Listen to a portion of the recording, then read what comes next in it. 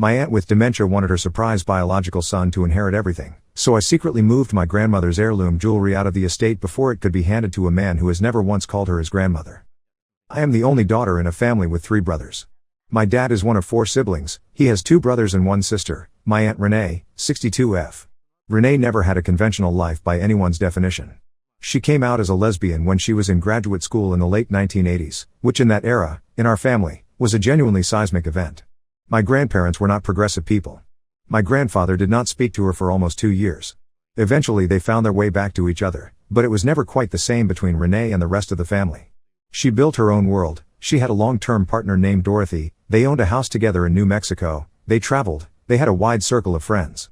She came to holidays sometimes and skipped others. Nobody pushed her. Dorothy died in 2014 after a short illness. After that, Renee started coming around more.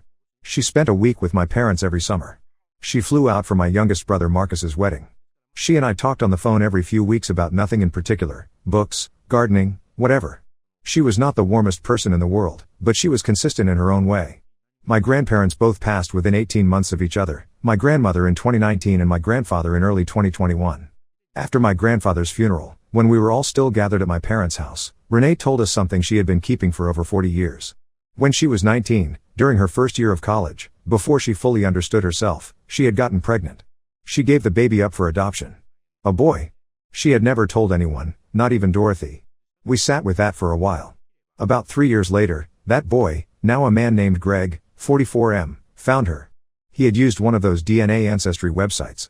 He sent her a message on her email. She called my dad first before she responded, and then she wrote back to him. That was roughly 2 years ago. Since then, Greg has visited Renee twice in New Mexico. He has a son of his own, a kid named Tyler who just started college. Greg is pleasant enough. We have talked on video calls a few times. He calls my dad by his first name. He refers to my grandmother as Renee's mom, not as his grandmother. He has his own family, adoptive parents still living, siblings, the whole thing. He never missed a grandmother because he had one his whole life. Here is where the situation currently sits. About 14 months ago, Renee was diagnosed with early-stage dementia. It moved faster than anyone expected. By last spring she was no longer safe to live alone, and by summer she had moved into a memory care facility about 40 minutes from my parents. She has periods where she is relatively clear and periods where she thinks she is a child waiting for her own father to come home from work. Those clear periods are getting shorter. Before she lost the ability to have real conversations, she told my dad several times that she wanted Greg and Tyler to have everything she owned. She said it the way someone says it when they think they are being generous and fair. My dad took it seriously. The problem is that her will is ancient. It was written in the early 90s, when she and Dorothy first bought the house together. It leaves everything to Dorothy. Dorothy has been dead for 10 years. The will was never updated. So now there is a legal situation that involves probate court, tax complications, and the fact that Greg is not legally her son. He was never formally adopted back by her. There is no amended birth certificate, nothing. The estate attorney my dad hired has been very clear that this is going to take time and money to sort out. Now I need to explain the jewelry, because that is the actual issue. My grandmother had a collection of jewelry that she accumulated over 60 years of marriage.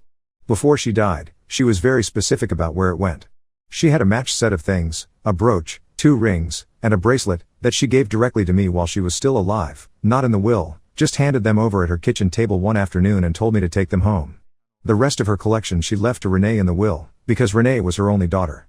There was a note with the will, not legally binding, that said she wanted one particular ring, a gold band with a row of small garnets, reset after Renee passed so that it would match the pieces she had already given me. She left nothing jewelry related to my brothers or to their wives. My grandfather's watch went to my dad. That was it for the men. My grandmother was old-fashioned in ways that are uncomfortable to explain in 2024. She believed jewelry passed through the women. She never apologized for that. When Renee moved into the memory care facility, there was a house to deal with. Renee and Dorothy had lived in that house for 22 years. It was full of things. My dad, my 3 brothers, and I spent 3 weekends in a row driving out there and going through it. We rented a truck.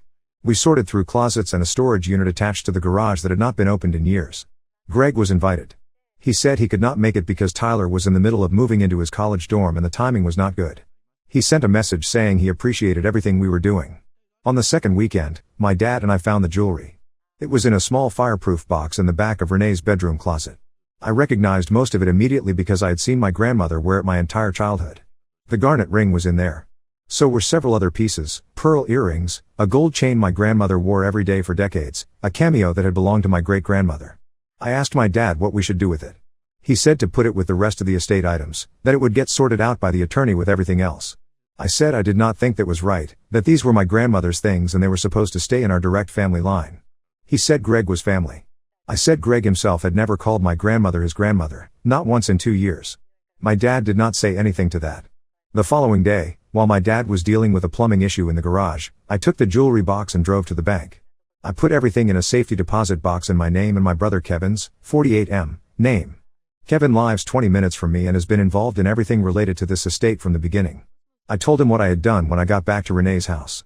My dad found out the same afternoon.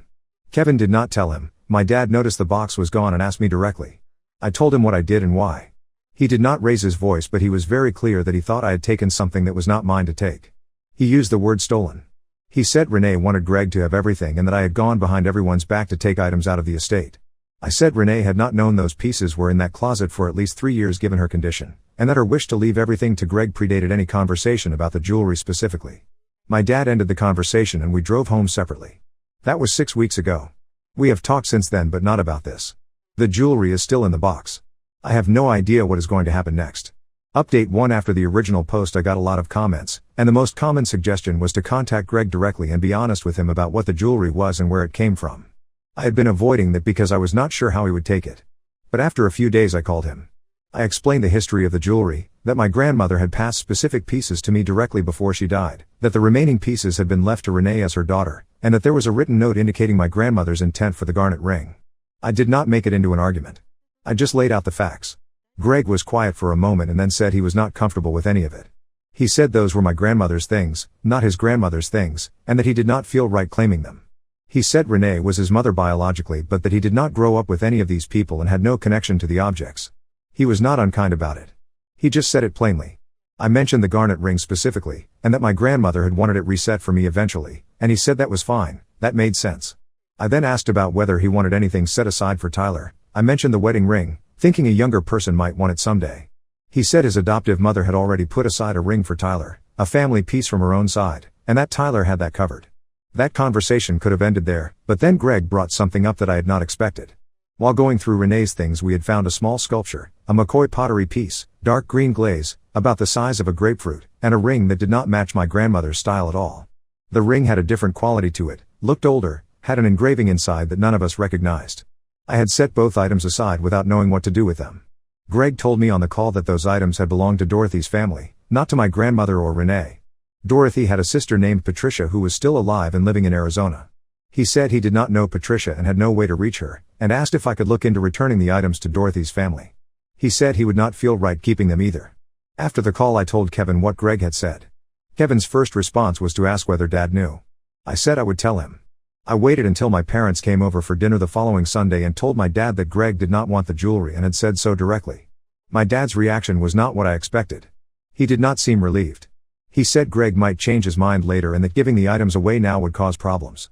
I said the jewelry was not going anywhere, it was in the box. He said that was still not the right way to handle it. Kevin, who was also at dinner, said the attorney should probably know that Greg had verbally declined the jewelry so there was a record of it. My dad said not to drag the attorney into something that was still being figured out. The dinner moved on to other topics. A few days later I did some digging and found a phone number for Patricia, Dorothy's sister.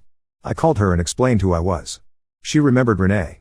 When I described the pottery piece and the ring, she went quiet for a moment and then said the ring had belonged to their mother and she had not known where it ended up. I packaged both items and mailed them to her with a note explaining the situation. She sent a short email back saying she received them. I told Greg by text that I had returned Dorothy's family's things. He replied with a thank you and said he appreciated it. My dad does not know I contacted Patricia or mailed the items. I have not brought it up. Update 2: The attorney handling Renee's estate sent my dad a formal summary of the assets. My dad shared it with me and my brothers over email. The list included the house, the storage unit contents, some investment accounts, and, listed under a separate category, mineral rights on a piece of land in West Texas that Renee and my grandfather had inherited from my great-uncle decades ago. Nobody in the family had thought about those mineral rights in years. The attorney's note said the rights were currently leased to an energy company and generating a small quarterly payment that had been going into an account none of us knew existed. My dad called a family meeting over video. All 4 of us siblings/kids joined, and Greg was also on the call. The attorney explained that the mineral rights and the account associated with them would need to go through formal probate because of the outdated will. She also said that since Greg had no legal documentation establishing him as Renee's heir, his claim to anything would require a separate legal process, potentially a DNA filing with the court, which could take time. Greg asked what that process looked like. The attorney explained it. He listened and then asked roughly what the mineral rights were worth. The attorney gave a range. Greg said he would think about whether pursuing the legal process made sense for him, given the costs and timeline involved. My dad said on the call that the family wanted to make sure Greg was taken care of and that they would support whatever process he needed to go through. My brothers were quiet. I did not say anything. After the call, Kevin messaged me separately. He pointed out that if Greg decided the legal process was not worth it, the estate would pass through probate differently, potentially back to my dad and his surviving brothers as my grandmother's heirs, since Renee had no updated will and no legal dependents. Kevin said this was not necessarily a good or bad thing, just a reality. I told Kevin that my dad would not see it that way, that he would find a way to get Greg his share regardless of what the paperwork said, and that this was going to be a long road. What Kevin said next was what stuck with me. He said that when Renee passes and it comes time to deal with the storage units and whatever is left in the house, Greg was probably not going to fly out to help with that either. He said he expected Greg to ask for the proceeds to be wired and leave the physical work to us again. I did not disagree. The jewelry has not come up again in any official conversation. It is still in the box. Update 3: Renee's condition got worse over the past month. She stopped recognizing my dad on his last 2 visits. The facility called him after one visit to say she had become distressed when he arrived because she did not know who he was. He has been going less frequently because the staff suggested shorter and less frequent visits might be less disorienting for her. My dad came to Kevin's house 2 Saturdays ago. The 3 of us sat at Kevin's kitchen table and went through what we knew. My dad pulled out a handwritten list he had made of Renee's belongings and their approximate values. He had written the jewelry in as part of the estate total. I told him Greg had verbally said he did not want it. My dad said a verbal statement was not the same as a signed document. I said that was fair, but I was not moving it back to the general estate pile without something in writing from the attorney saying it belonged there. My dad tapped the table a few times and then moved on to the storage units. He asked whether we thought Greg would come out to handle the storage units when the time came. Kevin said he did not know. My dad said he would ask him. I did not say what I thought. The following week my dad called Greg and asked, straightforwardly, whether he planned to be involved in clearing out the storage units. Greg said he would try but that he could not make any promises because of his work schedule and Tyler's situation. He said he trusted the family to handle it fairly. My dad relayed this to me over the phone. He did not add any commentary. The storage units are still full. The mineral rights case is moving through the early stages with the attorney. The jewelry is in the box. Greg gets a Christmas card from my parents now. He sent one back this year with a photo of him and Tyler. Renee is still alive. On a good day she asks for her mother. On a bad day she does not speak at all. Write your wills. Get them updated. Do it now. Now let's move to the next story. Story 2: My family promised to help me during recovery after my knee surgery but chose ski trip instead and abandoned me, so I stopped paying their bills, and blocked access to everything I used to handle for them. I, 35M, can't believe what just happened to me. My family has always treated me like their personal assistant, but what they did last week crossed every line imaginable. I'm the oldest of 3 kids. My parents are Lance, 62M, and Kathy, 59F. My sister Sarah, 32F, lives 2 hours away with her husband and kids. My brother Bradley, 29M, lives in the same city as our parents with his wife Jessica, 27F. For as long as I can remember, I've been the one everyone calls when something goes wrong. When my parents' water heater broke 3 years ago, I spent my entire weekend fixing it. When Sarah's car died during finals week in college, I drove 4 hours to pick her up and bring her home. When Bradley needed help moving apartments last year, I rented a truck and spent 2 days hauling his furniture. I've probably done thousands of small favors over the years. My parents have always made it clear that family comes first. They raised us with this idea that we all support each other no matter what. But somehow, this support always flows in one direction. When I was laid off from my job 2 years ago, I asked my parents if I could stay with them for a few weeks while I got back on my feet. My mom said they didn't have space because Bradley was using my old room for storage. Bradley never offered to help either. Last month, I found out I needed knee surgery. I tore my ACL playing basketball and the doctor said I'd need at least 2 weeks to recover. The first few days would be the worst because I wouldn't be able to walk upstairs or carry things. I live in a 2-story apartment and my bedroom is upstairs. When I told my family about the surgery, my mom immediately started organizing a care plan. She created a group chat with me, Bradley, Sarah, and Jessica. She said they would take turns staying with me and helping with meals, medication, and basic tasks. Sarah said she couldn't help much because of her kids, but Bradley and Jessica said they were available. My mom promised she would handle the first few days. The surgery was scheduled for a Thursday. 2 days before, I was at my parents' house for dinner. I went to the bathroom and heard Bradley talking to Jessica in the kitchen. He said he didn't want to postpone their ski trip again because I would be fine. He said I always make a big deal out of nothing and that I would probably milk the situation for attention. Jessica agreed and said they should just go on their trip as planned. I came back to the kitchen and nobody mentioned the conversation. When I brought up the care plan, my mom assured me everything was set. Bradley nodded along and said he was ready to help. I trusted them. The surgery went well and I came home Thursday evening. My mom stayed with me that night and helped me get settled. She made sure I had water by my bed and helped me take my first dose of pain medication. She said she would be back in the morning to check on me. Friday morning came and went. No mom. I texted the group chat asking when someone was coming over. No response. I called my mom and got voicemail. I called Bradley and got voicemail. By Friday afternoon, I was getting worried. I was supposed to take my medication every 6 hours, but I couldn't get downstairs to the kitchen where I left the bottle. Saturday was worse. I still hadn't heard from anyone. I tried calling my dad, but his phone went straight to voicemail too. I was running out of water and I hadn't eaten anything since the crackers my mom left by my bed. I tried to go downstairs to get food, but I slipped on the second step and had to grab the railing to keep from falling. My knee was screaming and I could barely make it back to bed. By Sunday, I was desperate. I hadn't taken my medication in over 24 hours and I was in serious pain. I hadn't eaten a real meal in 3 days. I called Bradley one more time and he actually answered. I could hear road noise and music in the background. I asked where everyone was and why nobody had come to help me. Bradley said they were all on their way to the ski resort. He said it had been planned for months and they couldn't cancel. When I told him I hadn't eaten or taken my medication, he laughed and said I was being dramatic. He said I needed to stop being such a baby and figure things out myself. He said they weren't my servants and I couldn't expect them to drop everything for me. I asked why nobody told me they were leaving town. Bradley said they assumed I would be fine by now. He said most people bounce back from surgery faster than I was bouncing back. He told me to order food delivery and stop guilt-tripping him. Then he hung up. I sat there for a while trying to process what just happened. Then I called my parents again. My dad finally answered and I could hear the same road noise. He said they were sorry but the trip had been planned for so long and they thought I would understand. He said I was a grown man and should be able to take care of myself. When I mentioned that they promised to help, he said plans change and I needed to be more flexible. I called Sarah next. She said she was sorry but she was dealing with her own family issues and couldn't help. She said I should have planned better and maybe hired someone to help me recover. She said it wasn't fair for me to expect everyone to drop their lives for my surgery. At this point, I realized I was completely on my own.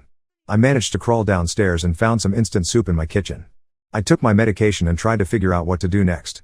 My neighbor Mr. Peterson, 68M, knocked on my door that evening because he noticed I hadn't brought in my mail for 3 days. When I explained the situation, he offered to help with groceries and anything else I needed. While I was stuck in bed over the next few days, I started thinking about all the times I'd dropped everything to help my family. 3 years ago, I canceled a vacation to help my parents move. Last year, I spent my entire Christmas break painting Sarah's new house. 6 months ago, I lent Bradley $2,000 to fix his car and he still hasn't paid me back. I started making a list of everything I had done for them over the past 5 years. The list was longer than I expected. I had helped them move, fixed their cars, painted their houses, lent them money, watched their kids, and solved countless small problems. I calculated that I had probably spent over $10,000 and hundreds of hours helping them. During those days alone, I also realized something else. I handle a lot of things for my family that they don't even think about. I'm the one who remembers everyone's birthdays and organizes gatherings. I'm the one who coordinates group gifts and books restaurants for family dinners. I pay for the shared streaming accounts that everyone uses. I manage the group chat where we all stay in touch. My parents have a rental property and I'm the one who handles maintenance issues when tenants call. I have keys to everyone's houses and I'm the one who checks on things when people are out of town. I'm listed as an emergency contact for my parents' doctors and I'm the one who drives them to appointments when needed. As I was thinking about all of this, I kept seeing posts on social media from their ski trip. Pictures of them laughing and having fun while I was stuck in bed unable to walk. My brother posted a video of himself on the slopes with the caption about living his best life. My mom posted pictures of the fancy dinners they were eating. By the time they got back, I had made a decision. I wasn't going to be their personal assistant anymore. If they could abandon me when I needed help, then they shouldn't expect help from me going forward. I'm writing this post because I want to know if I'm being reasonable. Should family members be able to count on each other during medical emergencies? Am I wrong to feel like they let me down? Or should I have been more independent and not expected their help in the first place? The recovery is going better now thanks to Mr. Peterson and some other neighbors who have been checking on me. But I can't stop thinking about how my own family just left me when I needed them most. Update 1: A lot has happened since my original post and I wanted to update everyone who offered support and advice. First, thank you to everyone who reached out. Reading your comments helped me realize that what my family did wasn't normal or acceptable. Several people suggested I stop doing favors for them and see how they react. I decided to take that advice. The day after I posted, my brother Bradley texted me asking for the code to our parents' storage unit. They keep some of his furniture there and he needed to get something out. Normally, I would just give him the code without thinking about it. This time, I told him he needed to ask our parents directly since it's their storage unit. He called me an hour later asking why I was being difficult. He said he just needed a quick favor and didn't understand why I was making it complicated. I told him I wasn't making anything complicated, but that I wasn't going to be the middleman for family logistics anymore. He got upset and said I was being petty about the ski trip. That same week, I canceled my automatic payment for my parents' homeowner's insurance. I had been paying it for the past 2 years because they were having trouble remembering to make the payment on time. I figured if I'm not family enough for them to help during an emergency, then I'm not family enough to handle their bills either. I also canceled the shared Netflix and Spotify accounts that I was paying for. Everyone in the family used these accounts, but somehow, I was always the one getting charged. I sent a message to the group chat explaining that I was cutting back on expenses and everyone would need to get their own accounts. The reactions started almost immediately. My mom called me asking why the Netflix wasn't working. When I explained that I canceled the account, she said it was mean of me to do that without warning. She said the whole family relied on that account and I was being selfish. I told her that anyone who wanted Netflix could pay for their own account like millions of other people do. Bradley was more direct. He came to my apartment and started yelling at me through the door. He said I was acting like a child and needed to get over what happened. He said they didn't abandon me and I was blowing everything out of proportion. He demanded that I give him the storage unit code and reinstate the streaming accounts. I opened the door and told him I wasn't his personal assistant anymore. I said if he wanted access to the storage unit, he could ask our parents for the code like any normal person would. He got in my face and said I was being a selfish brat. He tried to push past me into my apartment, but I pushed him back and told him to leave. He left, but not before telling me that I was ruining the family and everyone was going to hear about how unreasonable I was being. I told him he was welcome to share his version of events with anyone who wanted to listen. Over the next few days, I started getting calls from extended family members. My Aunt Carol, 55F, called and said she heard there was some drama and wanted to know my side of the story. I explained what happened during my recovery and what I was doing now. She said I was being too harsh and that family members sometimes disappoint each other, but we have to forgive and move on. My cousin Mike, 31M, called and said my mom had asked him to talk to me. He said everyone was upset about the streaming accounts and wanted to know when I was going to fix the situation. When I told him I wasn't going to fix anything, he said I was being stubborn and needed to think about the whole family, not just myself. What bothered me most about these conversations was that nobody seemed to understand why I was upset. They all focused on the inconveniences I was causing now rather than the fact that my family had completely abandoned me when I needed help. They treated my actions like I was throwing a tantrum rather than setting boundaries. Meanwhile, practical problems started piling up for my family. My parents' yard looked terrible because I usually mowed it every other week during the summer. They had to hire someone to cut the grass and my dad complained about the cost. Their Wi-Fi stopped working because I usually handled technical issues and they didn't know how to troubleshoot the problem. Sarah called me asking for help planning our dad's birthday party next month. I told her I wasn't organizing family events anymore and she would need to handle it herself. She said she didn't have time to plan a party and didn't know how to coordinate with everyone. I suggested she figure it out the same way people without helpful brothers figure it out. The breaking point came when my parents' tenant called about a broken air conditioner. The tenant had my number as the emergency contact and expected me to arrange repairs like I always did. I told the tenant to call my parents directly and gave them my dad's number. My dad called me furious that I had put him in the middle of a tenant situation when he was at work. I explained that it was his rental property and his responsibility to manage. He said I had always handled tenant issues and he didn't know how to find contractors or coordinate repairs. I told him he could learn the same way other landlords learn. He said I was being unreasonable and that family members are supposed to help each other. I reminded him that I had needed help 2 weeks ago and the family chose to go skiing instead. He said that was different because their trip was already planned. I asked him how it was different and he couldn't give me a good answer. He just kept saying that I was being difficult and needed to get over what happened. By the end of the second week, I had received dozens of texts and calls from family members asking me to return things to normal. But nobody had apologized for leaving me alone after surgery. Nobody had acknowledged that what they did was wrong. They just wanted me to go back to being their personal problem solver. I realized that they didn't see me as a person with my own needs and feelings. They saw me as a resource that was supposed to be available whenever they needed something. The fact that I was hurt or disappointed didn't matter to them. What mattered was that their lives were less convenient without my help. I'm not planning to go back to the old arrangement. If they want help with something, they can ask nicely and I might consider it depending on the situation. But I'm done being the default solution to everyone's problems while getting nothing in return. Update 2: I wanted to update everyone on how things have developed since my last post. The situation has gotten more complicated and I've learned some things about my family that I didn't know before. 3 weeks ago, my mom called me crying. She said the family was falling apart and everything was my fault. She said my dad was stressed about managing the rental property and Bradley was angry about not being able to access the storage unit. She begged me to come to dinner so we could work things out as a family. I agreed to go to dinner, but I told her I wasn't going to apologize for setting boundaries. I said if they wanted to have a real conversation about what happened, I was willing to listen. She said she just wanted her family back together. The dinner was a disaster. I arrived at my parents' house and everyone was already there.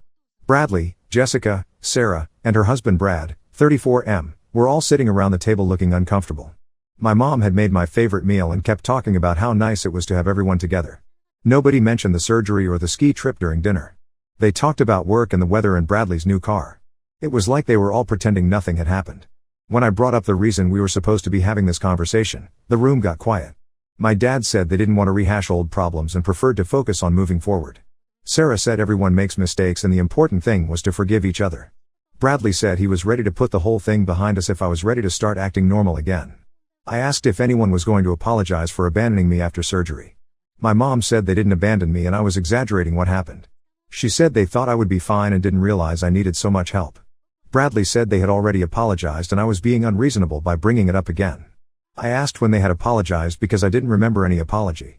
Bradley said he was sorry if I felt bad about what happened, but it wasn't their fault that I couldn't handle being alone for a few days.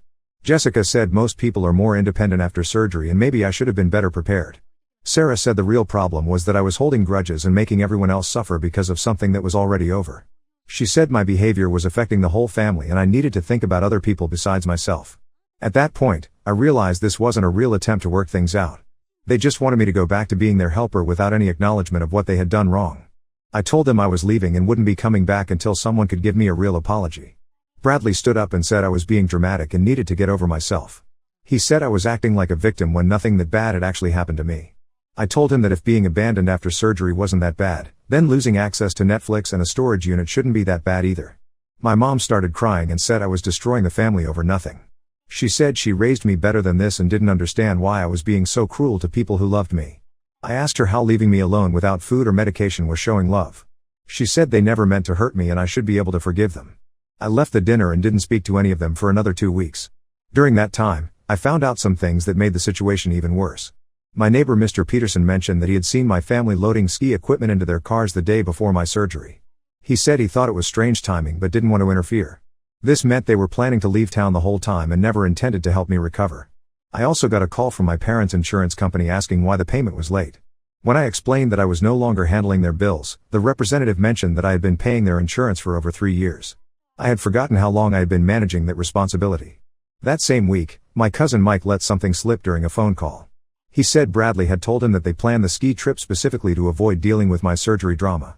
Mike said Bradley thought I was faking how serious the recovery would be and wanted to teach me a lesson about being more independent. When I confronted Bradley about this, he admitted that they never planned to cancel their trip. He said they figured I would be fine on my own and didn't think I really needed as much help as I claimed. He said I had a history of making big deals out of small problems and they wanted to show me that I could handle things myself. I asked him to give me examples of when I had made big deals out of small problems. He couldn't think of any specific examples but insisted it was a pattern. When I pressed him, he said I was always asking for help with things and making people feel guilty if they couldn't assist me. I asked him to name one time in the past 5 years when I had asked for help with something that wasn't a real emergency. He got frustrated and said I was being difficult and trying to make him look bad. He said the point was that I needed to be more self-reliant and stop depending on other people so much. The conversation made me realize that my family had a completely different view of our relationships than I did. They saw my requests for help as burdens and my offers to help them as obligations rather than choices. They expected me to be available whenever they needed something but they didn't want to reciprocate when I needed assistance. Around this time, my parents' tenant moved out because they couldn't get maintenance issues resolved quickly. My dad called me asking for help finding a new tenant and managing the rental process. When I told him I wasn't going to help, he said he might have to sell the property because managing it was too complicated. I told him that selling might be a good idea if he couldn't handle being a landlord. He said I was being spiteful and trying to hurt him financially. I explained that I was just not available to manage his business for free anymore. He said family members are supposed to help each other and I was violating that principle. I pointed out that he hadn't helped me when I needed it, so apparently the principle of family helping each other wasn't as important as he claimed. He said that was different because I was young and capable of taking care of myself. I asked him how being young and capable was relevant when I was recovering from surgery and couldn't walk upstairs. He couldn't answer that question either. The conversation ended with him saying I had changed and he didn't recognize the person I had become. I told him he was right that I had changed, but not in the way he thought. Update 3: I'm writing this final update because people have been asking for closure on my situation. Things have settled into a new normal and I wanted to share how everything turned out. 6 weeks ago, my family made one last attempt to get me to resume my old role. My mom organized what she called a family meeting at my parents' house. She invited everyone including my Aunt Carol and cousin Mike. She said the family needed to heal and move forward together. I agreed to attend, but I told my mom this would be my final attempt to resolve things. I said if they couldn't acknowledge what they had done wrong and offer a real apology, I would be done trying to maintain relationships with them. The meeting was held on a Sunday afternoon. When I arrived, everyone was sitting in the living room looking serious. My mom had prepared a whole speech about family unity and forgiveness. She talked about how families go through difficult times but love conquers all challenges. She said everyone had made mistakes and the important thing was to learn from them and move forward. She said she wanted her son back and hoped I was ready to rejoin the family. Then she asked me to share my feelings and work toward reconciliation. I said I would be happy to reconcile if someone could explain what mistakes they thought they had made. The room got quiet and people started looking at each other uncomfortably. Finally, Bradley said he was sorry that I felt hurt by what happened, but they had done the best they could under the circumstances. I asked him what circumstances he was referring to. He said the ski trip had been planned for months and they couldn't just cancel it because of my surgery. Sarah agreed and said they thought I would understand that people have their own lives and commitments. I asked if they thought leaving someone alone without food or medication after surgery was doing their best. My mom said they never intended for me to go without food and thought I would be able to take care of basic needs. My dad said they assumed I had prepared better for the recovery period. At that point, I realized this meeting was just another attempt to make me accept their version of events without any real acknowledgement of wrongdoing. I told them I appreciated the effort, but we clearly had different understandings of what happened and what family obligations meant. Bradley got frustrated and said I was being impossible to deal with. He said they had apologized multiple times and I kept rejecting their apologies because they weren't good enough for me. He accused me of enjoying being a victim and dragging out the conflict for attention. I asked him to show me where in our conversation he had actually apologized for anything specific. He said he was sorry I felt hurt, which was the same non-apology he had given before. I explained that being sorry someone feels hurt is different from being sorry for causing the hurt. Sarah said I was being too picky about the wording of apologies and needed to accept that people express remorse differently. She said the important thing was that they were willing to move forward and I was the one preventing reconciliation. I stood up and told them they were right that I was preventing reconciliation, but not for the reasons they thought. I said reconciliation requires both sides to acknowledge what went wrong and commit to doing better in the future. Since they couldn't acknowledge any wrongdoing, there was nothing to reconcile. My Aunt Carol said I was being stubborn and would regret losing my family over pride. She said families are supposed to stick together through good times and bad. I told her she was absolutely right about families sticking together, which was why I was so disappointed that my family hadn't stuck with me. My mom started crying again and said she didn't understand what I wanted from them. I told her I wanted them to understand that abandoning someone after surgery was wrong and I wanted confidence that it wouldn't happen again. She said she couldn't promise things would be different because life is complicated and people have competing priorities. That was the moment I knew this relationship was over. She had just told me that if I needed help in the future, she might choose other priorities instead. There was no point in maintaining connections with people who saw helping me as optional. I told everyone that I loved them but couldn't continue relationships with people who didn't think they owed me basic consideration during emergencies. I said I would always be open to rebuilding our relationships if their attitudes changed, but I wasn't going to keep hoping for changes that would never come. Bradley said I was making a huge mistake and would regret cutting off my family. He said I would end up alone and bitter with no one to blame but myself. I told him I would rather be alone than surrounded by people who didn't actually care about my well-being. I left that day and haven't spoken to any of them since. They occasionally send text messages asking me to reconsider or inviting me to family events, but I don't respond. My phone shows 47 unread messages from various family members over the past 6 weeks. My life has actually improved significantly since cutting contact. I have more time and energy for my own interests and goals. I've gotten closer to my neighbors and made some new friends through work. Mr. Peterson and I have coffee every week and he's become a better support system than my biological family ever was. I found a new apartment closer to work and I'm planning to travel more now that I'm not spending weekends doing favors for family members. I've also started saving money since I'm not paying for other people's bills and expenses. People sometimes ask if I miss my family or regret my decision. The honest answer is that I miss the idea of having a supportive family, but I don't miss the actual relationships I had with these people. Those relationships were one-sided and exhausting. I've learned that blood relationships don't automatically create obligations or guarantee loyalty. Some people will take advantage of your generosity and then blame you when you stop being generous. You can't force people to value you or treat you with basic respect. The hardest part has been accepting that my family genuinely doesn't think they did anything wrong. They weren't being intentionally cruel when they abandoned me after surgery. They just prioritized their own fun over my medical needs and then couldn't understand why I was upset about it. I'm sharing this final update because I want people to know that sometimes family relationships can't be saved, and that's okay. You don't have to keep trying to maintain connections with people who don't respect you just because you share DNA with them. My family taught me an important lesson about who I really am when I stopped being useful to them. Now I'm building relationships with people who value me for who I am rather than what I can do for them. That feels like a much healthier foundation for my future. I went on dream vacation to Italy with my childhood best friend, but she stole the bag my sister gave me and lied about losing it for an entire week while I cried. Then at airport baggage claim I forced her to open her suitcase and discovered she had been hiding it in trash bags the whole trip. I, 32F, need to know if I messed up here because half my friends are telling me I went too far and the other half are on my side. This involves my best friend Raymond, 31M. We have known each other since high school. We met in sophomore year when we both ended up in the same art class. She sat next to me on the first day and borrowed my eraser. That was how it started. Over the years we did everything together. We went to prom in a group with other friends. We took road trips during summer breaks. When her dad passed away during our junior year of college, I drove 6 hours to be with her family. When my mom had surgery 3 years ago, Raymond took a week off work to help me with meals and errands. We had always talked about taking a big international trip together once we both had stable jobs and some savings. Last year we finally booked it. We planned a 2-week trip to Italy. We saved up for months. I worked extra shifts at the hospital where I do medical billing. Raymond picked up freelance graphic design projects on top of her regular job. We researched hotels and restaurants. We made spreadsheets of places we wanted to see. It was supposed to be the trip of a lifetime. I need to explain something about an item I own because it matters to the whole situation. About 8 years ago, my older sister Mia gave me a leather crossbody bag for my birthday. It was not a cheap bag. She had saved up to buy it from a boutique. The brand was Zadig and Voltaire. The bag itself was beautiful. It had a dark green color and silver hardware. But what made it special was that Mia gave it to me right before she moved across the country for a job opportunity. She told me to think of her whenever I used it. I did not use the bag often because I wanted to keep it nice. I stored it in the dust bag it came with. I cleaned the leather every few months with special conditioner. When Raymond and I started planning the Italy trip, I decided this would be the perfect occasion to finally use it properly. It was the right size for carrying a wallet, phone, and camera while walking around cities. I was excited to bring it. We flew out on a Friday in late September. The first few days in Rome were wonderful.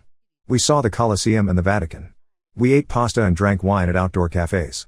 Raymond and I took hundreds of photos. Everything felt exactly like I had imagined it would be. On our 5th day we took a train to Florence. We checked into a small hotel near the Duomo. That evening Raymond suggested we do laundry because we were both running low on clean clothes. I agreed. There was a laundromat about 2 blocks from our hotel. I gathered my dirty clothes into a laundry bag. I did not bring my crossbody bag with me to the laundromat because I did not need it. I left it on the desk in our hotel room next to my suitcase. We spent about an hour at the laundromat. When we got back to the room I wanted to grab something from my bag. I looked at the desk and it was gone. I checked under the desk and around my suitcase. I asked Raymond if she had seen it. She was sitting on her bed folding clothes. She looked up and said yes, she had taken it to the laundromat earlier in the afternoon when I was in the shower. I asked her why she took my bag without asking me. She said she needed something to carry her laundry money and some snacks. She said she did not think it was a big deal. I asked her where the bag was now. She stopped folding clothes. She said she thought she left it at the laundromat. She said she put it down on the folding table and forgot to pick it up when she left. I just stared at her. I asked if she was serious. She nodded. She said she went back to check, but the laundromat owner said nobody had turned in a lost bag. I need to explain what was inside that bag because this is where it gets worse. I had $40 in American cash tucked into one of the inside pockets. I also had about €60 in bills in the main section and another €20 in coins in the side pocket. But the worst part was a small zippered pouch where I kept some special coins. These were commemorative state quarters that a family friend had given me before she passed away 2 years ago. She had collected them over decades. She gave them to me because she knew I liked small keepsakes. They were not valuable in terms of money, but I kept them because they reminded me of her. All of that was gone. The bag. The money. The coins. I sat down on the bed. I did not yell. I asked Raymond how she could take my things without asking and then lose them. She said she did not lose them on purpose. She said it was an accident. I pointed out that the first part was not an accident. She made a choice to take my bag without permission. Raymond got defensive. She asked how much the bag cost. She said she would just buy me a new one. I told her it was not about the money. I explained that my sister gave it to me and that it meant something to me. Raymond rolled her eyes. She said I was being dramatic over a purse. She said these things happen when you travel and I needed to get over it. I did not respond. I went into the bathroom and turned on the shower so she would not hear me. I stood under the water for a long time. The rest of the trip was tense. Raymond did not apologize. She acted like I was ruining the vacation by being upset. When we met up with 2 other friends who were traveling in Europe at the same time and joined us for 3 days in Venice, Raymond told them what happened. She framed it as me having a meltdown over a lost purse. One of the friends, Ashley, told me I should let it go because it was just a material item.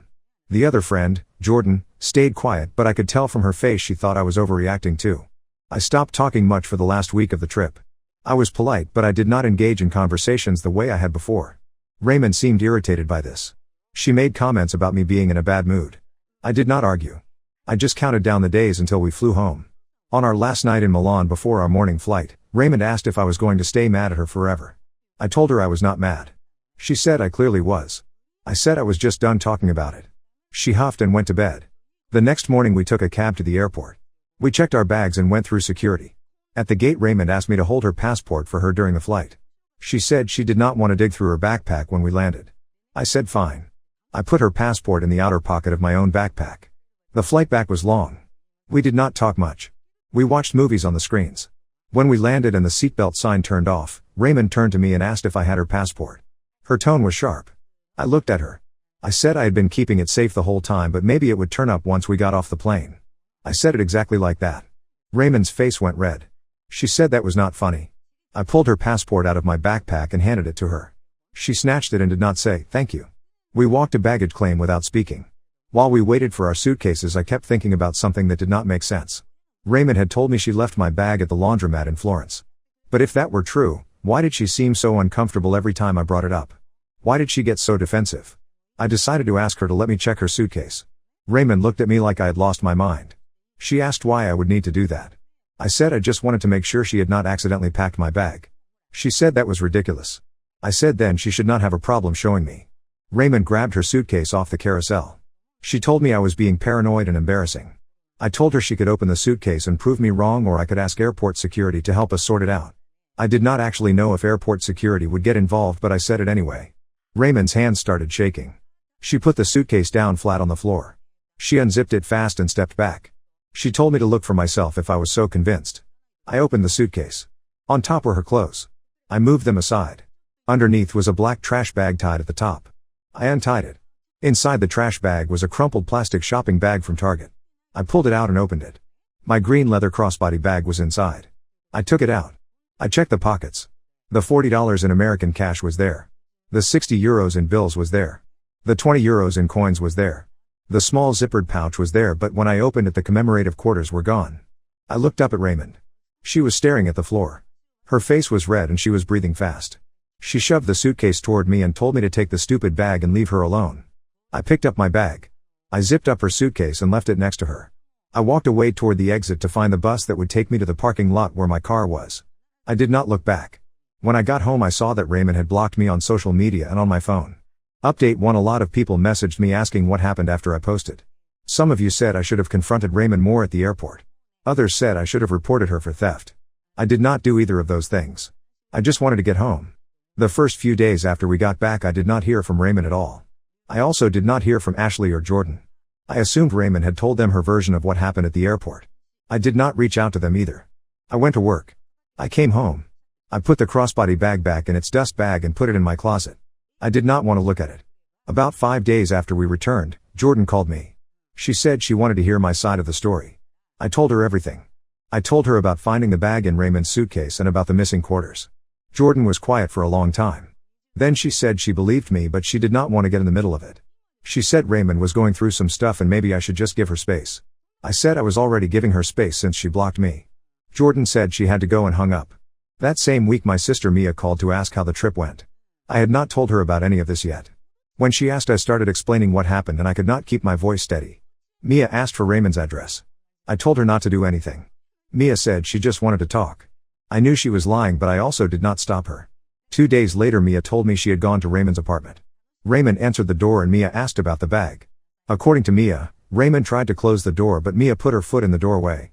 Mia told Raymond that stealing from someone and then lying about it was not something a decent person did. Raymond told Mia to leave or she would call the police. Mia left, but not before telling Raymond that she was pathetic. I felt bad about Mia getting involved, but I also did not feel bad. About 2.5 weeks after the airport incident, I got a phone call at nearly 2 in the morning. I almost did not answer because I did not recognize the number. But something made me pick up. It was a woman's voice. She said her name was Evelyn and she was Raymond's mother. I had met Evelyn a handful of times over the years. She seemed nice but distant. Raymond did not talk about her family much. I knew her dad had passed away and that she had a younger brother who lived in another state. That was about it. Evelyn said she was sorry for calling so late. Her voice sounded shaky. She said she needed to talk to me about Raymond. I sat up in bed. I asked if Raymond was okay. Evelyn said Raymond was fine physically but that she needed to explain something to me. Evelyn told me that Raymond had been stealing from her for years. Small things at first. Cash from her purse. Jewelry. Gift cards. Evelyn said she had confronted Raymond about it multiple times but Raymond always had an excuse or denied it completely. Evelyn said she had started locking her bedroom door and hiding valuables. She said Raymond's brother had also noticed money missing from his wallet during visits home. I did not know what to say. Evelyn kept talking. She said that after Raymond blocked me, Evelyn had asked her what happened. Raymond told her we had a fight over something stupid. But then Mia showed up at Raymond's apartment and when Raymond mentioned it to Evelyn, Evelyn pushed for details. Eventually Raymond admitted what she had done. Evelyn said she was horrified. She told Raymond to return the bag and apologize. Raymond refused. She said I had embarrassed her at the airport and she did not owe me anything. Evelyn said she and Raymond got into a huge argument. Raymond told her mother that she was tired of everyone in the family treating her like a screw-up. Evelyn said Raymond brought up things from years ago. She accused Evelyn of favoring her brother. She said Evelyn never supported her after their dad died. Evelyn was crying on the phone. She said she did not know what to do anymore. She said Raymond had always had a mean streak but it had gotten worse in recent years. She asked if I had noticed anything. I told Evelyn that Raymond could be defensive and that she did not like being wrong. But I said I had never seen her steal before. I did not mention that I had covered for Raymond in small ways over the years. Like when she made rude comments to servers or when she complained loudly about other people in public. I had always told myself that was just her personality. Evelyn thanked me for listening. She said she was thinking about asking Raymond to move out. Raymond had been living with Evelyn for the past year to save money. Evelyn said she could not keep living with someone she did not trust. I told Evelyn I was sorry she was dealing with this. She said she was sorry too. She said she wished she had raised Raymond better. Then she hung up. I sat in the dark for a while after the call ended. I kept thinking about all the years Raymond and I had been friends. I thought about the times I had excused her behavior or changed the subject when she said something cruel about someone else. I thought about how I had convinced myself that she just had rough edges.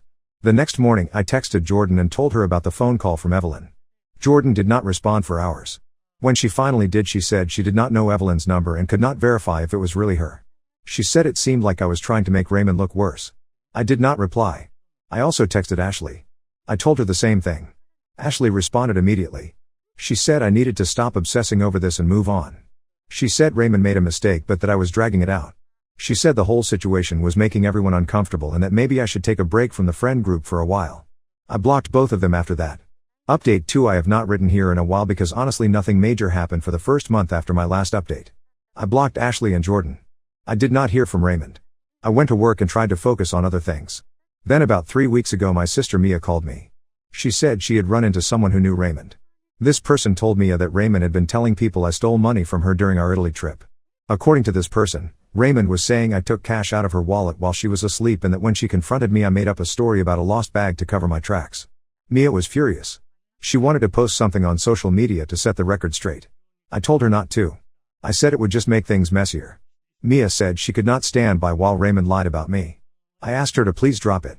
She agreed but I could tell she was not happy about it. A few days after that I got a message request on social media from someone I did not know. The account had a generic name and no profile picture. The message said I should know that Raymond had also stolen from Jordan. It said Raymond had borrowed an expensive necklace from Jordan last year and never returned it. Jordan had asked for it back multiple times and Raymond kept saying she could not find it. The message said Jordan had eventually given up asking. I did not know if this was true. I thought about reaching out to Jordan to ask but I had already blocked her. I also was not sure I wanted to reopen any communication. I deleted the message. Then last week I got a call from Evelyn again. She said Raymond had moved out. She said they had another fight after Evelyn asked Raymond to contribute more to household expenses. Raymond had accused Evelyn of trying to control her life. She packed her things and left the same day. Evelyn said she did not know where Raymond was staying. Evelyn also told me something else. She said that when she was cleaning out Raymond's old room she found some of the items that had gone missing from the house over the years. There was cash hidden in a shoebox. There were pieces of Evelyn's jewelry wrapped in tissue paper at the back of a drawer.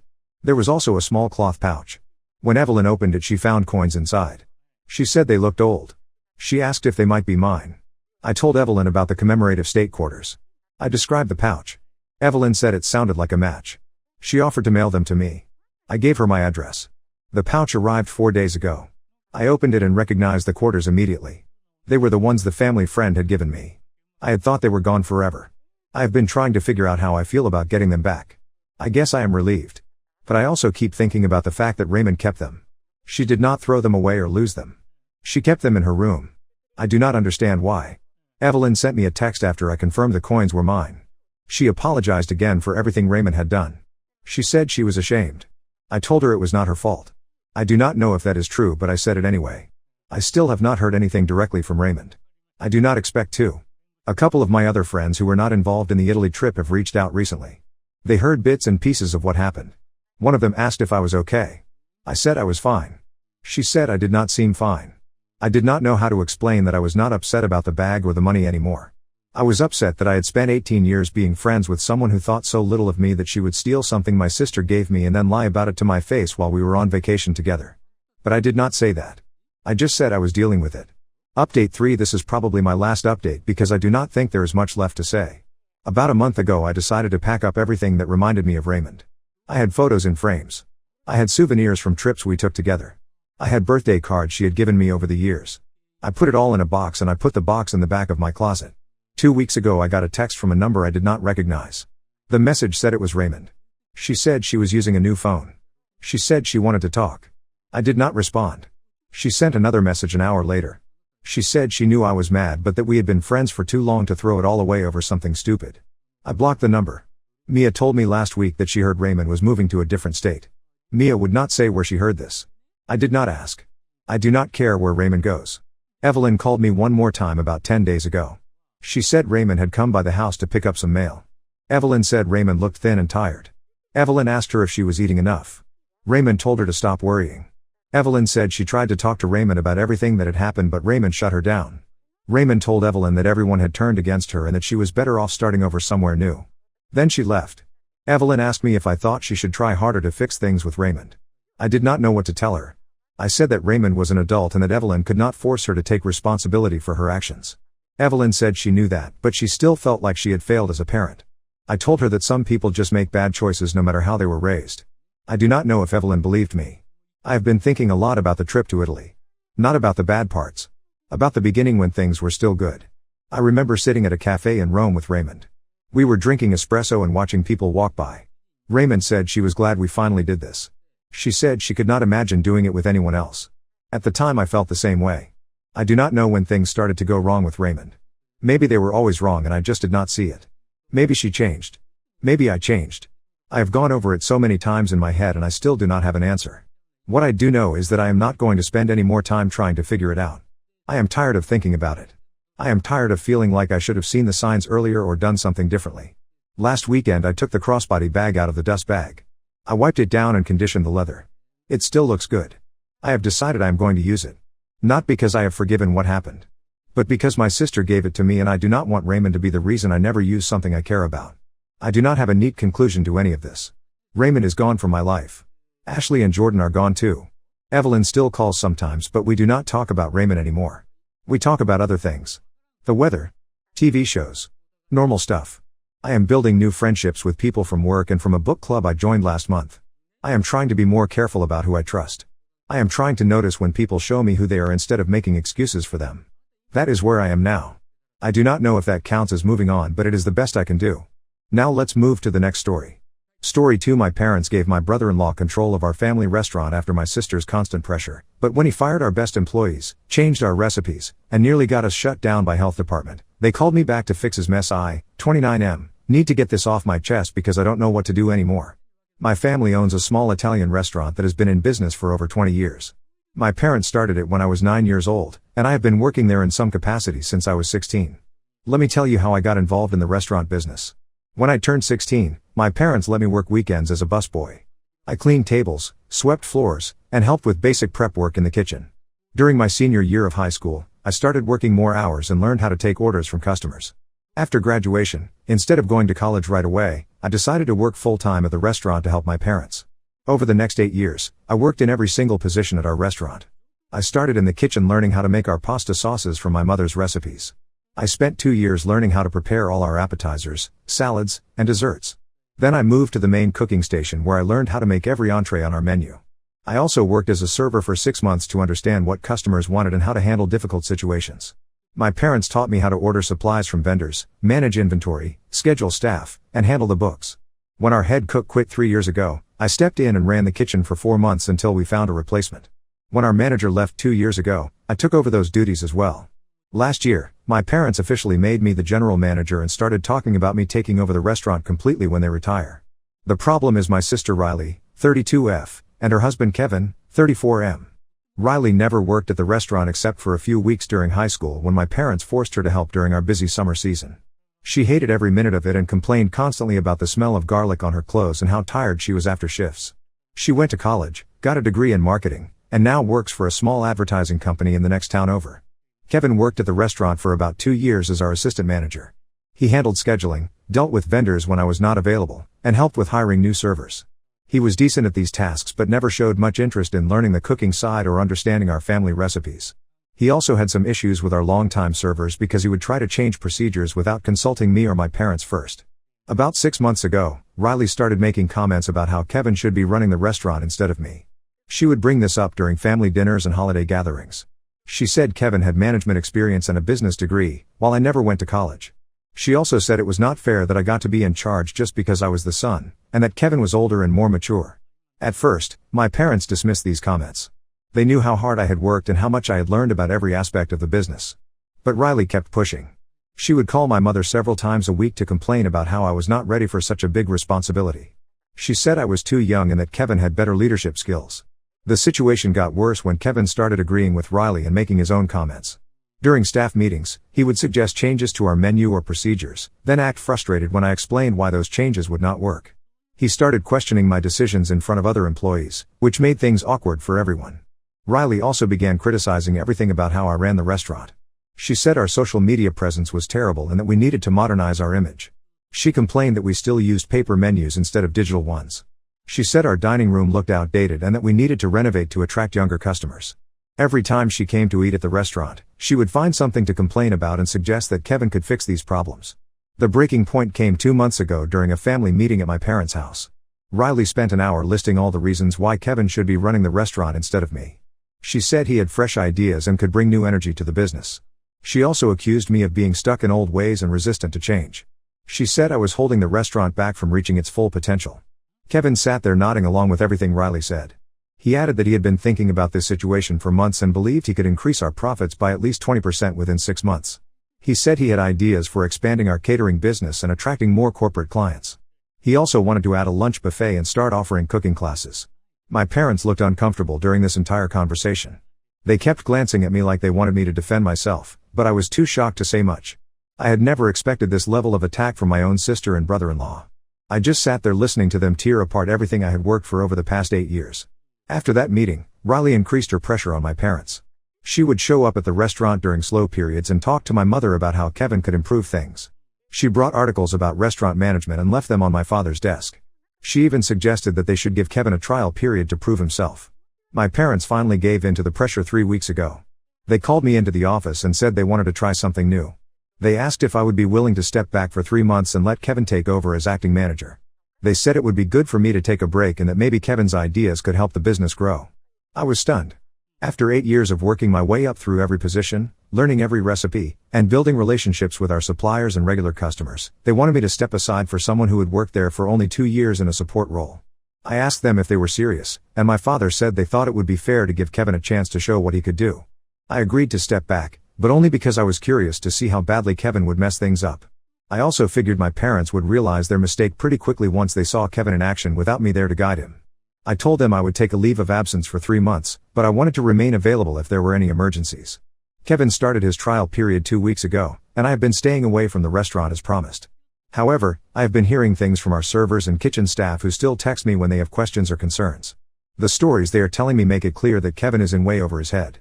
During his first week, Kevin decided to change our sauce recipes without consulting my mother. He thought they were too garlicky and reduced the garlic by half in our marinara and meat sauces. We had 3 customers complain that their food tasted different, and one of our regular customers actually sent her pasta back to the kitchen because it tasted wrong. Kevin also fired our head server Maria, who had been working for us for 5 years. Maria was always professional and knew how to handle difficult customers. She was also fluent in Spanish, which helped us serve our Latino customers better. Kevin fired her because he said she was not enthusiastic enough about his new ideas for improving customer service. He replaced Maria with someone Riley recommended from her advertising company. This new server had never worked in a restaurant before and spent her first shift asking customers to repeat their orders multiple times because she did not know our menu. She also spilled red wine on a customer's white shirt during her second shift. Kevin has also been trying to implement new procedures that make no sense. He wants servers to upsell appetizers and desserts to every table, even though our portions are already generous and most customers leave feeling full. He created a script for servers to read when they greet customers, which sounds awkward and forced. Our longtime customers have been asking what happened to the friendly, relaxed atmosphere they were used to. The kitchen staff is also having problems with Kevin's management style. He keeps changing the prep schedule and trying to alter recipes without understanding how our kitchen workflow operates. Yesterday, one of our cooks texted me to say they ran out of breadsticks during the dinner rush because Kevin changed the baking schedule. Riley has been coming to the restaurant almost every day since Kevin took over. She acts like she is some kind of consultant, walking around with a notebook and observing everything. She has been asking our servers detailed questions about their sales numbers and customer feedback. Some of our staff members have told me they feel like they are being watched and judged constantly. My parents called me yesterday asking if I could come in to help with some issues Kevin was having with our vendor payments. Apparently, he messed up our food orders for this week and we are running low on several key ingredients. They sounded stressed and asked if I could just come in for a few hours to straighten things out. I told them no. I reminded them that they asked me to step back for 3 months, and it has only been 2 weeks. I said Kevin needed to figure these problems out on his own if he was going to prove he could run the restaurant. I also pointed out that this was exactly the kind of situation I had been handling successfully for years before they decided to give Kevin a chance. Now Riley is calling me selfish and stubborn. She said I am sabotaging Kevin's efforts by refusing to help when the restaurant needs me. She accused me of wanting Kevin to fail just so I could get my position back. She said I should be supporting the family business instead of letting my pride get in the way. My parents are caught in the middle of this situation. They seem to realize that Kevin is struggling, but they do not want to admit they made a mistake so soon after giving him the trial period. They also do not want to hurt Riley's feelings by acknowledging that her husband is not qualified to run our restaurant. I am not sure what to do at this point. Part of me wants to let Kevin continue failing until my parents are forced to admit they were wrong. But another part of me is worried about the long-term damage he might do to our family business. We have spent 20 years building our reputation in this community, and I do not want to see that destroyed because of Kevin's inexperience and Riley's misguided ambitions. I am also frustrated that my parents gave in to Riley's pressure without really considering how this decision would affect me. After 8 years of dedicated work and learning every aspect of the business, they were willing to push me aside based on Riley's complaints and Kevin's empty promises about increasing profits. Should I continue staying away and let Kevin prove he cannot handle the job? Should I go back and try to help, even though that might enable Riley and Kevin to take credit for any improvements? Or should I start making plans to leave the family business entirely and find work somewhere else? Update 1. I wanted to update everyone on what has been happening with the restaurant situation. Things have gotten much worse than I expected, and I am dealing with some developments that I never saw coming. First, let me tell you what happened during the rest of Kevin's trial period. After my parents called asking for help with vendor payments, things continued to go downhill rapidly. By the end of his 3rd week, Kevin had managed to mess up almost every aspect of the restaurant's operations. Our regular customers started complaining more frequently about the food quality and service. Kevin kept changing recipes and procedures without understanding why we did things a certain way. He decided our pizza dough recipe was too time-consuming and switched to a frozen dough that made our pizzas taste like cardboard. When customers complained, Kevin told our servers to explain that we were updating our recipes to meet modern tastes. The financial situation became critical during Kevin's 4th week. He had been ordering supplies without checking our budget or comparing prices between vendors. Our food costs increased by almost 30% because Kevin was ordering expensive ingredients we did not need while running out of basic items like flour and cheese. He also forgot to pay our insurance premium, and we received a cancellation notice. Kevin's management of the staff reached a breaking point when he fired 2 more long-term employees. He let go of Tony, our experienced line cook who had been with us for 4 years, because Tony questioned Kevin's decision to change our preparation methods for our most popular pasta dish. Kevin also fired Jessica, our reliable weekend server, because she refused to use his scripted greeting with customers. Riley continued to come to the restaurant daily, acting like she was Kevin's business advisor. She started rearranging our dining room furniture and putting up new decorations without asking my parents. She also convinced Kevin to spend money on expensive new menus and promotional materials that featured Kevin's photo as the restaurant manager.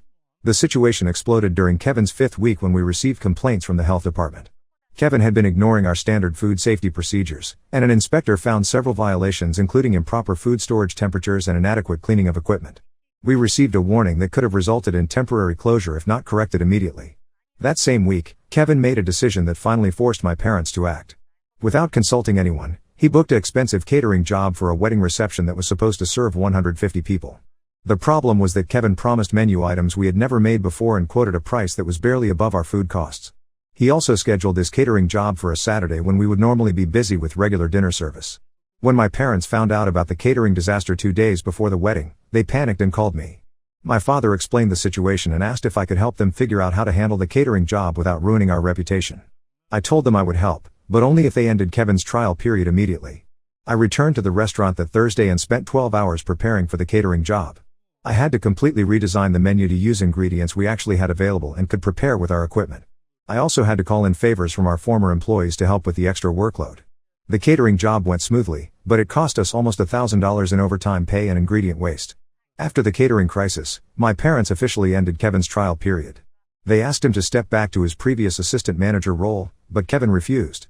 He said he was not going to accept a demotion after proving he could handle bigger responsibilities. Riley supported Kevin's position and accused my parents of not giving him enough time to implement his ideas. Kevin and Riley left the restaurant that day and have not been back since. Riley called my mother several times over the next week demanding an apology and insisting that Kevin deserved another chance. When my parents refused, Riley said they were making a mistake and would regret not supporting Kevin's vision for the business. I have been back at the restaurant for 2 weeks now, trying to repair the damage Kevin caused during his 5-week trial period. I had to rehire Tony and Jessica, who fortunately were still available and willing to return. I also had to spend time rebuilding relationships with our regular customers and explaining why our food and service had been inconsistent recently. The financial damage was significant. Between Kevin's overspending on supplies, the money we lost on the catering job, the cost of replacing fired employees, and the revenue we lost from customers who stopped coming during Kevin's trial period, we are looking at losses of over $8,000. This is money our family business could not afford to lose, especially during what is normally our slower season. But the part that bothers me most is what I discovered when I started going through the paperwork from Kevin's time as manager. I found receipts for supplies and equipment that never arrived at the restaurant.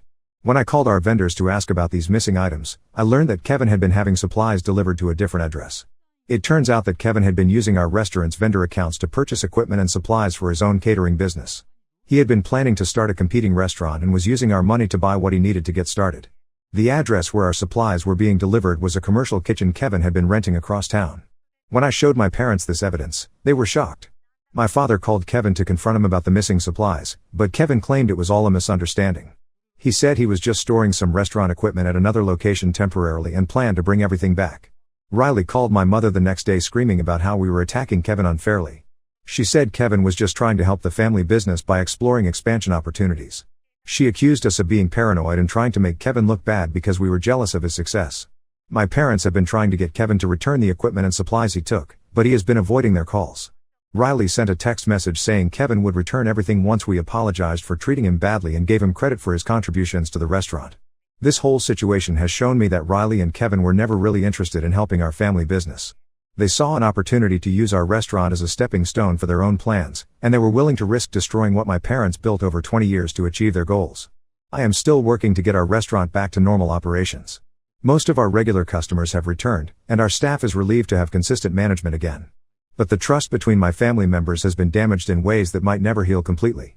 Riley has not spoken to me since I returned to the restaurant. She still calls our parents occasionally to defend Kevin's actions, but she refuses to acknowledge the financial damage they caused or apologize for supporting his scheme to use our business for his own benefit. I am not sure how to move forward with my relationship with Riley and Kevin. Part of me wants to focus on rebuilding the restaurant and forget about their betrayal. But another part of me thinks they should face consequences for stealing from our family business and lying about their intentions. Update 2: The situation with Riley and Kevin has taken another turn that I did not see coming. I thought the worst was behind us after we discovered Kevin's scheme to steal supplies for his own restaurant, but things have gotten more complicated. About 3 weeks after my last update, Kevin finally returned most of the equipment and supplies he had taken from our restaurant. He brought everything back on a Tuesday afternoon when he knew I would not be there, and he left it all in our storage room without explanation. Some items were missing, and several pieces of equipment had been damaged, but my parents decided not to pursue the matter further because they wanted to avoid more family conflict. Riley had been avoiding all contact with our family since the supply theft was discovered. She stopped calling my parents and did not show up for my mother's birthday dinner, which hurt my mother deeply.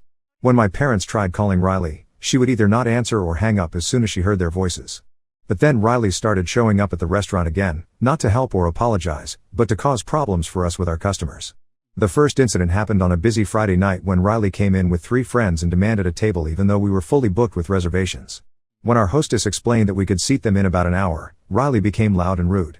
Riley started complaining loudly about how the restaurant had gone downhill and how the service used to be better when Kevin was managing things.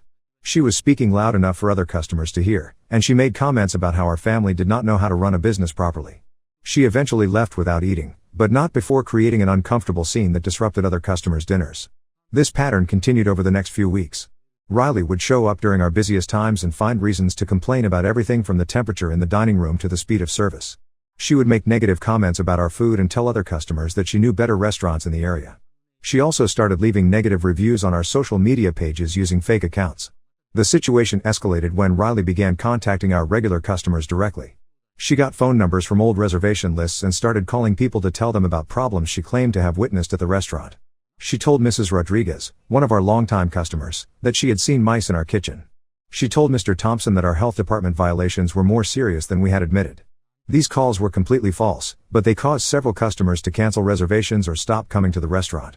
Mrs. Rodriguez called my mother in tears because she had been eating at our restaurant for over 10 years and was heartbroken to think we had health problems.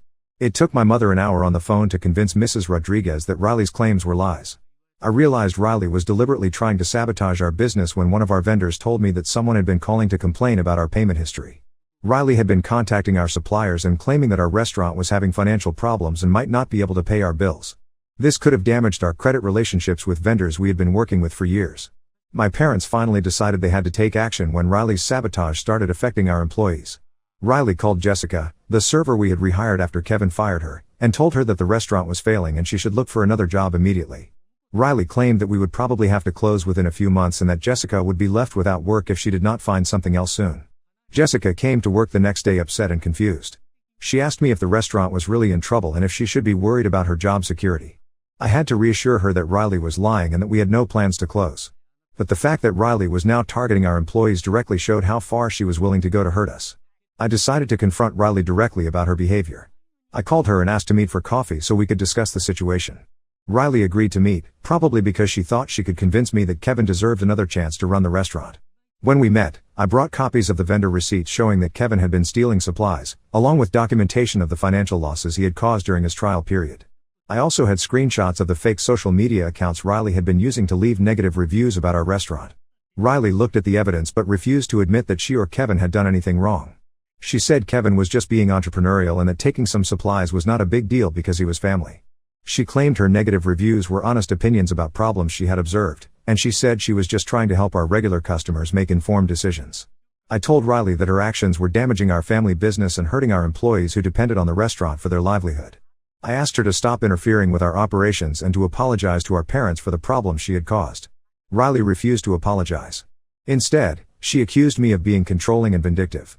She said I was trying to turn our parents against her because I was threatened by Kevin's ideas for improving the restaurant. She also claimed that I was exaggerating the financial losses Kevin had caused and that the restaurant would be more successful if I was not involved. The conversation ended with Riley walking out of the coffee shop after telling me that she would not stop fighting for what she believed was right. She said Kevin had real vision for the restaurant industry and that our family was too old-fashioned to recognize his potential. 2 days later, I learned that Riley and Kevin had taken their sabotage campaign to the next level. They had contacted the local business journal and given an interview claiming that our family restaurant was discriminating against employees with innovative ideas. The article quoted Kevin saying that he had been fired from our restaurant for suggesting modernization improvements that threatened traditional management. The article did not mention Kevin's theft of supplies or the financial damage he had caused. Instead, it portrayed him as a progressive manager who had been pushed out by a family that was resistant to change. Riley was quoted as saying that our restaurant represented everything wrong with family businesses that put personal relationships ahead of professional competence. This newspaper article was the final straw for my parents. They had been hoping that Riley would eventually calm down and apologize for her behavior, but seeing their family conflicts displayed in public was too much. My father called Riley and told her that she was no longer welcome at the restaurant and that she should stop trying to damage our business. Riley responded by threatening to sue us for defamation. She claimed that we had been spreading lies about Kevin's management abilities and that his reputation in the restaurant industry had been damaged by our accusations. She demanded that we publish a public apology and pay Kevin compensation for lost business opportunities. We consulted with a lawyer who reviewed all the evidence we had collected about Kevin's theft and Riley's sabotage campaign. The lawyer told us that Riley's threats were baseless and that we actually had grounds to pursue legal action against her for harassment and intentional interference with our business relationships. My parents decided not to file a lawsuit because they did not want to escalate the family conflict further. But they did authorize our lawyer to send Riley and Kevin a cease and desist letter demanding that they stop contacting our customers, employees, and vendors. The letter also warned them that we would pursue all legal remedies if their harassment continued. Riley received the cease and desist letter last week. She called my mother crying and claiming that we were trying to destroy her family. She said Kevin had been counting on the restaurant management position to advance his career, and now his reputation had been ruined by our accusations. She begged my mother to drop the legal threats and give Kevin another chance to prove himself. My mother told Riley that the decision was final and that Kevin would never be allowed to work at our restaurant again. She also told Riley that their relationship could only be repaired if Riley stopped trying to hurt our business and apologized for the damage she had already caused. Riley hung up the phone and has not contacted any of us since. Kevin sent one text message to my father saying that he was considering starting his own legal action against us, but nothing has come of that threat so far. The restaurant is doing better now that Riley and Kevin are no longer interfering with our operations. Our regular customers have returned, and we have been able to hire reliable staff to replace the people Kevin fired. The financial losses from Kevin's trial period were significant, but we are slowly recovering. However, the damage to our family relationships may be permanent. My parents are heartbroken that Riley chose to support Kevin's lies and sabotage rather than admitting that she had made a mistake. They feel like they have lost a daughter, and I am not sure those wounds will ever heal completely. Update 3: I am writing this final update because several people have been asking what happened with Riley and Kevin, and because some new developments have brought this whole situation to what I think is a permanent conclusion. For about a month after the cease and desist letter, Riley and Kevin stayed away from our restaurant and stopped their harassment campaign. I thought maybe they had finally realized that their behavior was destructive and decided to move on with their lives. Our business was recovering steadily, and my parents seemed to be adjusting to the reality that their relationship with Riley might be over. But 3 weeks ago, Riley showed up at the restaurant during our lunch rush with a man I had never seen before. She walked straight to my parents' office without speaking to any of our staff and demanded to have a private meeting. The man she brought with her introduced himself as a business consultant who specialized in restaurant management. Riley announced that she and Kevin had decided to make one final attempt to resolve our family conflict. She said they had hired this consultant to conduct an independent evaluation of our restaurant's operations and management structure. She claimed that if the consultant agreed that Kevin's ideas had merit, then our parents should reconsider their decision to ban him from the restaurant. My parents were so shocked by Riley's audacity that they did not immediately refuse this proposal. The consultant started asking detailed questions about our revenue, profit margins, staff turnover, and customer satisfaction ratings. He wanted to see our financial records and interview our employees about management effectiveness. I was not at the restaurant when this happened because I had been meeting with suppliers, but our head server called me immediately. When I arrived 30 minutes later, I found Riley and her consultant sitting in our office taking notes while my parents answered questions about our business operations. I asked Riley what she thought she was doing, and she said she was trying to find an objective way to resolve our disagreement about Kevin's qualifications. She said the consultant would provide an unbiased assessment of whether Kevin's management approach could benefit our restaurant. She claimed this was her final attempt to prove that our family had been unfair to Kevin. I told Riley that we were not interested in any evaluation and asked her and the consultant to leave immediately. Riley refused to go and said she had a right to be concerned about a business that would eventually be part of her inheritance. She claimed that as a family member, she deserved input into major decisions about the restaurant's management. The consultant supported Riley's position and said he had already observed several operational inefficiencies that could be improved with proper management. He suggested that Kevin's previous difficulties had been caused by inadequate training rather than incompetence, and that Kevin deserved another opportunity with better preparation. At this point, I realized that Riley was never going to accept that she had been wrong about Kevin. No amount of evidence about his theft, lies, or incompetence was going to change her mind. She was so invested in proving that Kevin was qualified to run our restaurant that she was willing to hire outside consultants to support her position. I called our lawyer from the restaurant and explained what was happening. The lawyer spoke to Riley on the phone and reminded her that the cease and desist letter prohibited her from interfering with our business operations. The lawyer also told the consultant that he was not authorized to access our confidential business information and that his presence constituted trespassing. Riley became furious when the lawyer got involved. She accused me of being paranoid and controlling, and she said I was using legal threats to prevent her from protecting her family's interests. She claimed that I was afraid of objective evaluation because I knew Kevin was more qualified than me to run the restaurant. The consultant packed up his notes and left after the lawyer threatened to call the police. Riley followed him out, but not before telling my parents that they were making the biggest mistake of their lives by choosing me over Kevin. She said they would regret not listening to her advice when the restaurant failed under my leadership. My parents were shaken by this encounter. My mother started crying after Riley left, and my father said he never imagined that his daughter would go to such lengths to undermine our family business. They realized that Riley was not just supporting Kevin out of loyalty, but that she genuinely believed I was unqualified to run the restaurant despite 8 years of successful management. 2 days later, we received a bill from Riley's business consultant for $1,200. The bill claimed that we had requested his services and owed payment for a comprehensive restaurant evaluation. Our lawyer contacted the consultant and informed him that no one had authorized his services and that we would not be paying his fee. The consultant called Riley to demand payment, and apparently she told him that our family should be responsible for the cost since the evaluation was meant to benefit our business. When the consultant threatened to take legal action against Riley for non-payment, she called my father and asked him to pay the bill to avoid further complications. My father refused to pay for a consultant that Riley had hired without permission.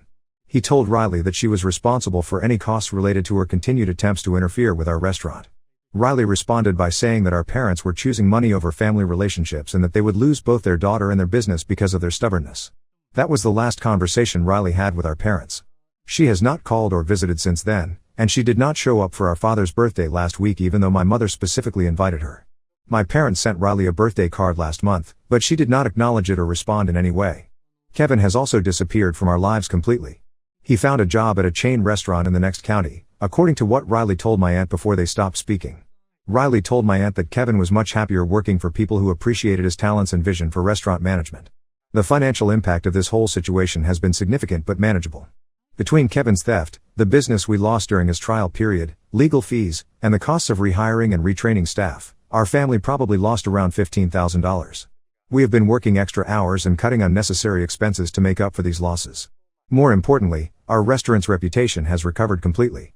Our regular customers are happy with the consistent food quality and service, and we have been getting positive reviews again. Several customers have specifically commented that they are glad to see familiar faces among our staff and that the restaurant feels welcoming again. My parents have been talking about making me the official owner of the restaurant within the next year. They want to ensure that there can never be another situation where outside family members try to take control of the business. They also want to protect the restaurant from any future inheritance disputes that might arise. I have mixed feelings about Riley cutting off contact with our family. Part of me is relieved that she can no longer interfere with our restaurant operations or create drama during family gatherings. But I also feel sad that my sister chose to end our relationship rather than admit she had been wrong about Kevin. My parents are heartbroken about losing Riley, but they have accepted that she made her choice when she decided to support Kevin's lies and sabotage over her own family's well-being. They hope that someday Riley will realize what she gave up and try to rebuild their relationship, but they are not holding their breath. As for me, I am focused on continuing to build our family restaurant into something my parents can be proud of. I have learned a lot about business management, family dynamics, and standing up for what is right during this difficult period. I am confident that our restaurant will continue to thrive without Riley and Kevin's interference. The whole experience has taught me that sometimes family members will choose to support outsiders over their own relatives, even when the evidence clearly shows they are making a mistake. It has also shown me that some people will never admit they were wrong, no matter how much damage their stubbornness causes to the people they claim to love.